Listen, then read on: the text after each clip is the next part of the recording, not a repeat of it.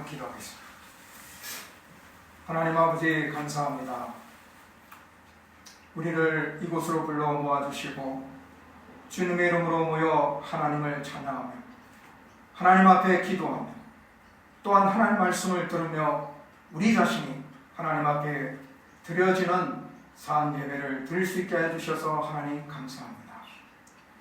사람만 모인 것이 아니라 성령 하나님이 이곳에 임재하여 주시고 우리의 답답하고 클클한 심령들을 하나님 어루만져 주시며 하나님의 크신 은혜로 채워주셔서 우리가 이 땅에 살아갈 때에 하나님 주신 은혜로 기뻐하며 감사하며 살아가는 믿음의 삶이 되게 하여 주옵소서. 성령 하나님, 이 시간에 부족한 종을 붙잡아 주시고 오직 하나님의 생명의 말씀만이 온전히 전달될 수 있도록 역사해 주시고 또한 우리가 그 말씀을 들을 수 있는 하나님 우리 마음의 문을 열어주시고 하나님 말씀을 깨달을 수 있도록 성령 하나님께서 역사하여 주옵소서. 예수님의 이름으로 기도드리옵나이다. 아멘.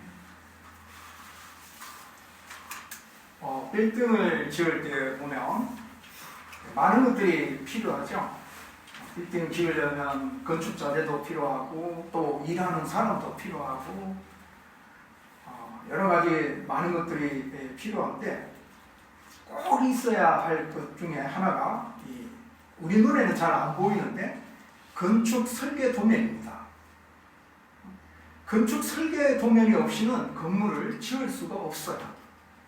물론 뭐 이렇게 간단한 집 같은 경우는 뭐 그냥 많은 오래된 경험으로 지을 수 있을는지는 모르지만 그러나 10층 정도 되는 그런 빌딩 정도 지으려면 설계도 없이는 지을 수가 없습니다. 설계도 없이 그냥 자신의 경험만 믿고 뚝딱뚝딱 지으려고 했다가는 엉망이 되고 말죠. 사실 우리 인생도 그렇다라고 생각을 합니다. 참 우리가 가진 이 건강도 있고 또 지식도 있고 능력도 있고 실력도 있고 또 가정도 있고 공부할 능력도 있고 또 직업도 있고 우리가 가진 것들이 꽤 많아요. 이런 것들을 가지고 내 인생을 한번 만들어 가보겠다라고 내 마음대로 이렇게 뚝딱뚝딱 만들어 가다가는 올바른 인생을 만들 수가 없습니다. 멋진 정말 휘황찬란한 아름다운 인생을 만들 수가 없어요. 우리에게도 이 설계 도면이 필요하다는 사실이에요. 그래서 오늘은 우리가 하나님이 우리 인간을 어떻게 만드셨는가, 하나님이 우리 인간을 만드실 때에 사용하신 그 설계 도면이 뭘까, 그거를 살펴보면서 우리도 그 하나님이 만드시고자 하신 그 설계 도면 따라서 내 인생을 살아가게 된다면 내 인생이 정말 행복한 인생이 되지 않을까, 정말 멋진 인생이 되지 않을까, 이런 생각을 해보았어요.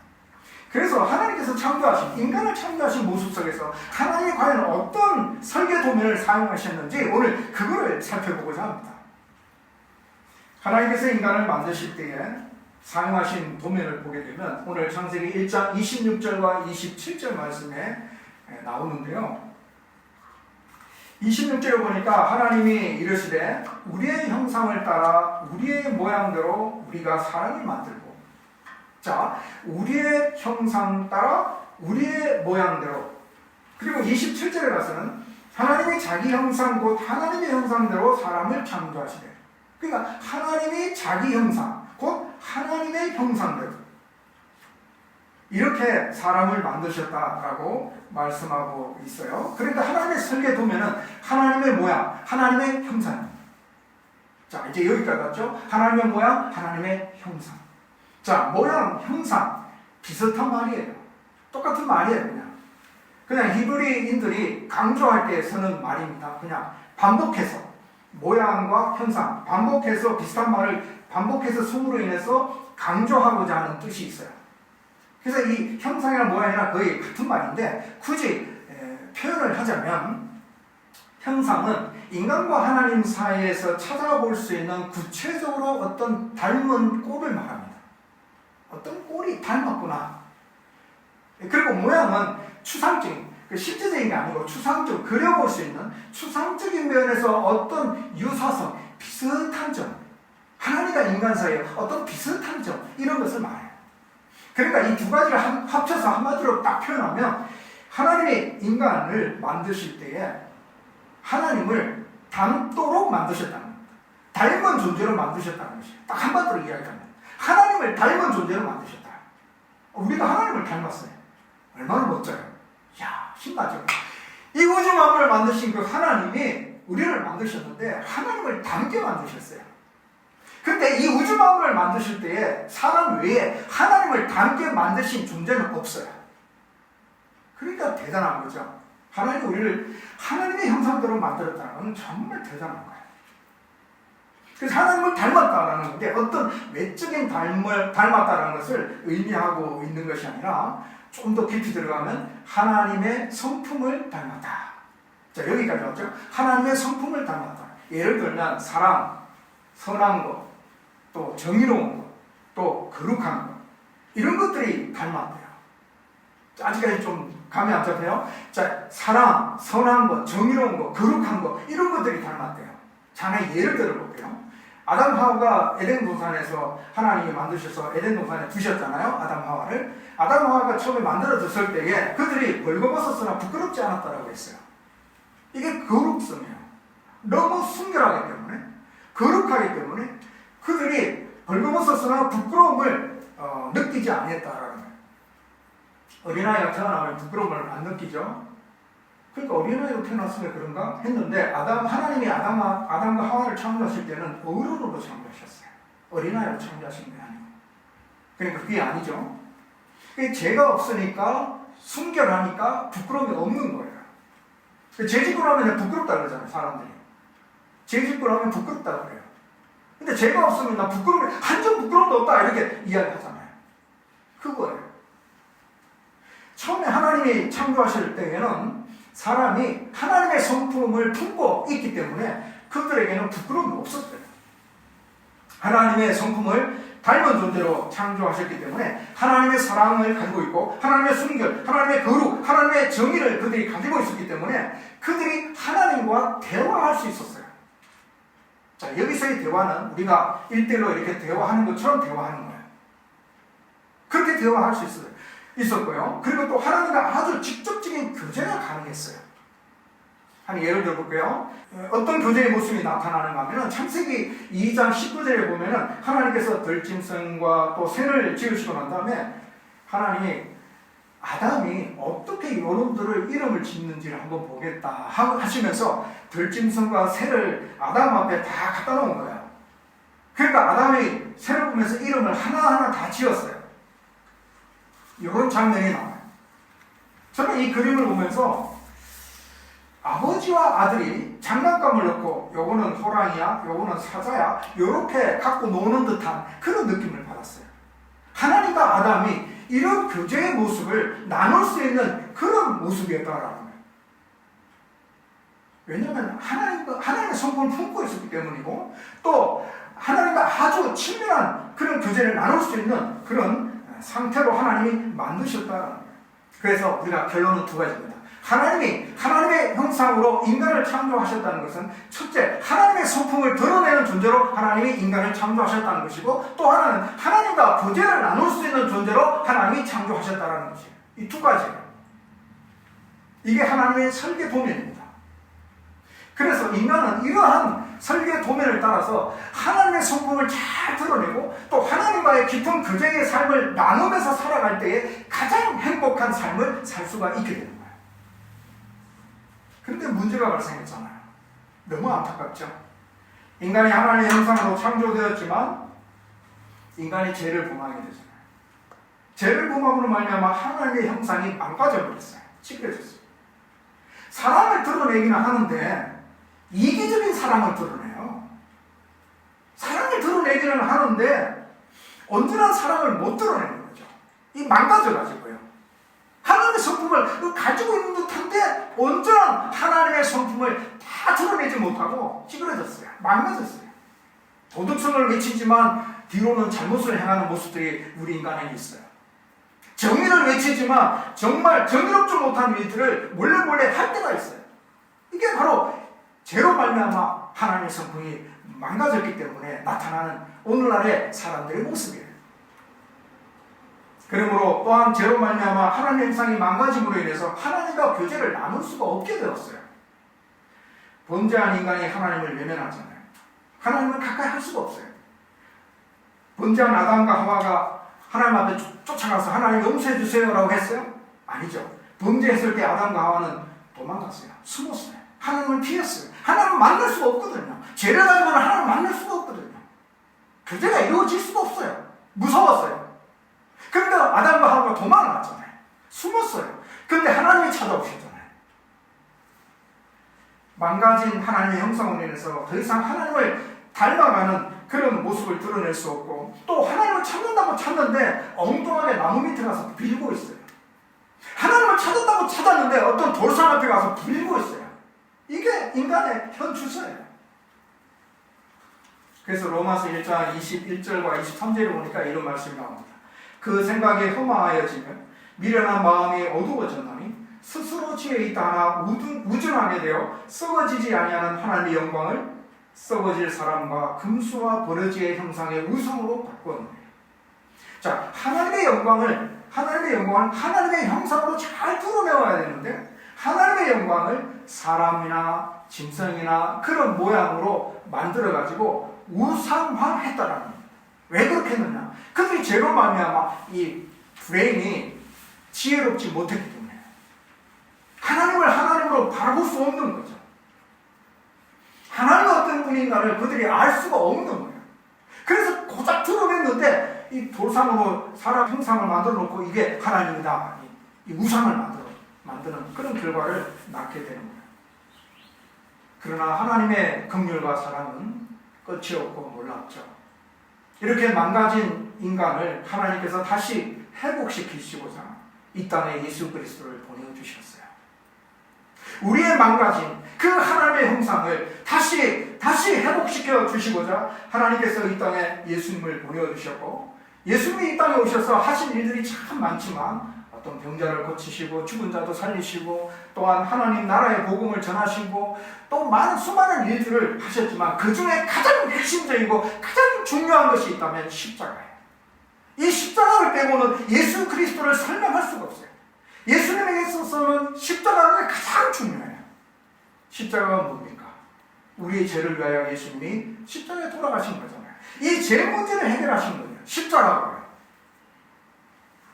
죄로 말미암아 하나님의 형상이 망가지게 되었으므로 이제는 그 죄 문제를 해결하시고자 하나님께서 예수 그리스도를 이 땅에 보내주시고, 예수 그리스도께서 우리의 죄 문제를 해결하심으로 말미암아 이제는 우리가 예수 그리스도를 통하여 하나님을 바라볼 수 있게 되었어요. 예수 그리스도를 통하여 하나님과 교제를 나눌 수 있게 되었어요. 이제 우리는 예수 그리스도를 통해서 하나님의 사랑이 무엇인가를 알게 되었어요. 하나님이 나를 얼마나 사랑하시는지, 그의 독생자 예수 그리스도를 보내어주시고 그를 십자가에 내어 주기까지 하나님께서 나를 사랑하셨다라는 그 사랑을 내가 느끼고 내가 알게 되었어요. 그래서 하나님의 사랑이 와, 이 정도구나, 이렇게 놀랍구나 라고 우리가 깨닫게 되는 거죠. 그래서 이제 우리는 예수 그리스도를 통하여 하나님의 사랑을 조금 알게 되고, 예수 그리스도를 통하여 이제는 하나님과 교제를 나눌 수 있는 통로가 열려지게 됨으로 인해서 이제는 우리가 하나님과 다시 만날 수 있는 그런 길들이 열려지게 된 거예요. 그래서 베드로후서 1장 4절 말씀을 보면 이렇게 이야기합니다. 그 보배롭고 지극히 큰 약속을 우리에게 주사 이 약속으로 말미암아 너희가 정욕 때문에 세상에서 썩어질 것을 피하여 신성한 성품에 참여하는 자가 되게 하려 하셨느니라. 자, 다시요. 그 보배롭고 지극히 큰 약속을 우리에게 주셨다. 이 약속이 뭐냐면 구원의 약속이야. 구원의 약속을 주셨는데 신성한 성품에 참여하는 자가 되게 하려고 주셨다, 이렇게 표현해요. 그러니까 구원받은 자로서 신성한 성품에 참여하는 자가 되게 하려 하신다는 것을 우리가 여기서 발견할 수 있겠죠. 구원받은 자가 신성한 성품에 참여하는 게 뭡니까? 쉽게 말할게요. 하나님의 성품을 담는 거예요. 이제는 구원받은 자가 이제는 하나님의 성품을 닮아가는 모습으로 나아갈 수 있다는 것이에요. 그것은 예수 그리스도 안에서 성령의 역사로 말미암아 성령의 열매를 맺는 그리스도인의 삶을 사는 것을 말해요. 여기서는 아주 함축했어요. 자, 온전히 하나님의 형상이 회복되지 못하여서 온전한 하나님의 사랑을 드러낼 수는 없지만 아직은 그러나 구원받은 믿는 자들은 내 안에 성령 하나님이 내주하시고 성령의 역사로 말미암아 성령의 열매를 맺어가는 모습으로 하나님의 형상을 드러낼 수 있다는 것이에요. 성령의 열매 아시죠? 사랑, 희락, 화평, 오래 참음, 자비, 양선, 충성, 온유, 절제. 이런 모습이 우리의 삶 속에 드러나는 모습. 이게 구원받은 자의 하나님의 성품을 드러내는 삶의 모습이라는 것이에요. 자, 그래서 우리의 인생이, 우리의 삶이 하나님의 이러한 설계대로 살아가는 삶의 모습일 때 행복한 인생이 되는 거예요. 내가 가는 곳마다 하나님의 사랑이 드러나고, 내가 가는 곳마다 하나님의 화평이 드러나고, 내가 가는 곳마다 하나님의 자비가 드러나는 이런 그리스도의 삶의 모습 말이에요. 이럴 때에 우리의 인생이 행복하다니까요. 자, 우리가 또 하나 생각해 볼 이 본문 속에서 하나를 짚어보게 되면, 하나님께서 이렇게 우리 인간을 창조하시고 난 다음에 그냥 버려두지 않고 특별히 하신 말씀이 있어요. 그들에게 복을 주시며, 우리 28절에 나오죠. 복을 주시며 하나님이 그들에게 이르시되 생육하고 번성하여 땅에 충만하라, 또 바다의 물고기와 하늘의 새와 땅에 움직이는 모든 생물을 다스리라. 자, 여기 세 가지 명령이 나오는데, 땅에 충만하라, 땅을 정복하라, 그리고 다스리라, 이런 세 가지 명령이 나오는데, 이 명령 앞에 복을 주시며라는 말씀이 연결이 되어 있어요. 그러니까 이런 명령이 복과 연결되어서 생각을 해보면, 하나님께서 인간을 창조하시고 복을 주시고 번성하라, 충만하라, 다스리라라는 명령을 주셨는데, 이것과 연결되어서 보게 되면 너는 복의 통로가 되라는 뜻이에요. 하나님의 복을 주셨어요. 그리고 그 복으로 인해서 충만하고 번성하고 다스리는 그런 모습으로 이 땅에 살아라라는 말씀이에요. 우리 인간은 하나님이 복을 주시고 복의 통로가 되었다라는 사실이에요. 그래서 하나님께서 아브라함을 부르실 때에 창세기 12장 2절에 보면, 하나님께서 내가 너로 큰 민족을 이루고 내게 복을 주고 내 이름을 참되게 하리니 너는 복의 근원이 될지니라 라는 말씀이에요. 아브라함을 부르시고, 오늘 우리들도 마찬가지예요. 하나님 우리를 부르시고 너는 복의 근원이 되라 라는 말씀이에요. 그 복의 통로가 되라는 것이죠. 하나님 우리에게 주시는 복 중에 최고의 복은 뭘까요? 하나님 나에게 명석한 두뇌를 주셨으면 좋겠다. 시험 칠 때마다 올백 맞고 싶고, 또 하나님께서 나에게 특별한 지혜를 주셔서 일할 때마다 너무너무 잘해서 성과 내고 놀라운 일들을 잘 해낼 수 있는 그런 사람이 되었으면 좋겠다. 물론 그런 복들도 복이죠. 하나님께서 나에게 건강을 주셨으면 좋겠다. 그런 복도 복이죠. 그러나 우리 인생에 있어서 가장 최고의 복은 구원의 복이에요. 이거는 어디 가서 얻을 수도 없어요. 하나님 우리에게 주시는 유일한 복이에요. 최고의 복이에요. 죄의 종에서 벗어나고 사망의 권세에서 벗어나서 하나님의 백성이 된다는 것, 하나님이 예배해 놓으신 영원한 천국에 들어갈 수 있다는 것, 이것이 우리가 이 땅에서 누릴 수 있는 최고의 복입니다. 이 복은요, 우리가 이 땅에 살 때만 가능해요. 죽으면 더 이상 기회도 없습니다. 하나님 우리에게 주시는 최고의 복은 이건데, 하나님께서 우리를 불러서서 우리에게 복을 주시고, 이제는 우리가 그 하나님의 축복의 통로가 되어서 우리를 통하여 하나님의 복이 더욱더 전달되어지는 이와 같은 역사가 나타나게 되기를 하나님이 소망하신다라는 사실이에요. 이것이 바로 하나님께서 인간을 창조하신 이유이기도 해요. 그래서 하나님은 죄로 말미암아 타락한 인간을 심판하실 때마다 심판으로 끝나지 않고요, 그 다음에 반드시 축복의 말씀이 또 나옵니다. 창세기 3장에 보면 아담과 하와가 하나님의 심판을 받게 되면, 범죄함으로 인해서 심판을 받게 되지만, 창세기 5장에 가게 되면 하나님께서 다시 이들에게 이렇게 말씀하셔요. 남자와 여자를 창조하셨고 그들이 창조되던 날에 하나님이 그들에게 복을 주시고 그들의 이름을 사람이라 일컬으셨더라. 다시 창세기 5장에 가서 새삼스럽게 다시 창세기 1장에서 언급된 그 말씀을 다시 하고 있는 거예요. 하나님께서 복을 주셨다라는 말씀. 그것은 죄로 인해서 하나님이 심판을 행하시는 가운데서도 하나님은 축복의 통로로 창조하신 것을 결코 잊지 않으신다라는 의미가 깔려 있어요. 또 하나 예를 보면, 창세기 6장에 보면 하나님께서 물로 세상을 심판하시잖아요. 노아 시대에 너무나 죄가 광연해서, 너무나 죄가 많아서 하나님이 더 이상 심판하지 않을 수가 없는 거죠. 그래서 하나님이 심판을 하셨어요. 홍수로, 물로 이 세상을 다 잠기게 하셨죠. 그리고 홍수가 끝났을 때 창세기 9장에 보면 이제는 새로운 하늘, 새로운 땅, 새로운 세계가 다시 시작이 되는데 그 시점에 하나님께서 노아에게 말씀하신 말씀이 창세기 오늘 1장 28절에 말씀하신 말씀과 똑같이 나타나요. 창세기 9장 1절에 보면 하나님께서 이렇게 말씀하시는데요. 하나님이 노아와 그 아들들에게 복 주시며 그들에게 이르시되 생육하고 번성하여 땅에 충만하라. 똑같은 주제가 나타나죠. 자, 그래서 우리는 뭘 발견하냐면 하나님은 우리를 심판하시고자 하시는 것이 목적이 아니구나. 우리를 징계하시고 우리를 힘들게 하실 때 하나님은 나를 힘들게 하시는 분이 아니시구나. 진짜 하나님의 속마음은 나에게 복을 주시기를 원하시는 하나님이시구나 라는 사실을 우리가 여기서 발견해야 돼요. 하나님이 심판하시지만 그 이후에는 다시 하나님께서 그들에게 복을 주시기를 원하시고 너희들이 복의 통로가 되기를 원하시는 하나님의 마음을 우리가 발견할 수 있어요. 그래서 우리는 하나님으로부터 축복받는 존재이지 하나님으로부터 심판받는 존재가 아니에요. 그러니까 우리가 얼마나 하나님 앞에 사랑을 받는 존재인지. 자, 이렇게 우리 인간이 하나님 앞에 설계되었으니까 우리가 이 설계도에 따라서 살아가게 될 때 올바른 정말 행복한 인생의 삶을 살게 된다는 사실을 우리가 기억해야 합니다. 말씀을 믿겠습니다. 하나님께서 사람을 창조하실 때에 하나님의 형상대로 창조하셨는데 하나님의 성품을 닮은 존재로 창조하셨죠.